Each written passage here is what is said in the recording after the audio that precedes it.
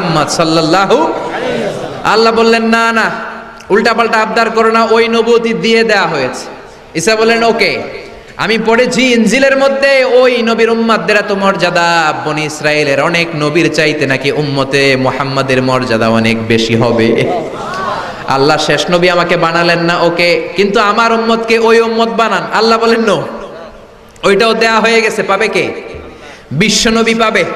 বিশ্বনবীর উম্মত আমরা হলাম উম্মতে মুহাম্মাদি। আমাদের মধ্য থেকে যারা আলেম হবে, হক্কানি আবেদ হবে, আল্লাহর ওলি হবে, বনি ইসরায়েলের অনেক নবীদের চাইতেও তাদের মর্যাদা বেশি হয়ে যাবে। সুবহানাল্লাহ। এবার উনি চোখের পানি ছেড়ে দিলেন। আল্লাহ দোয়া করলাম আমার শেষ নবী বানান, বানালেন না। দোয়া করলাম আখিরি উম্মত আমারে দেন, আমারে দিলেন না।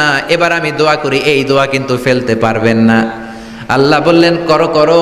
সাইয়েদানা ঈসা বললেন আল্লাহ, তাহলে আপনি আমাকে এই পৃথিবীর মধ্যে ওই নবীর উম্মত করে আরেকবার দুনিয়াতে পাঠানো লাগবে। সুবহানাল্লাহ।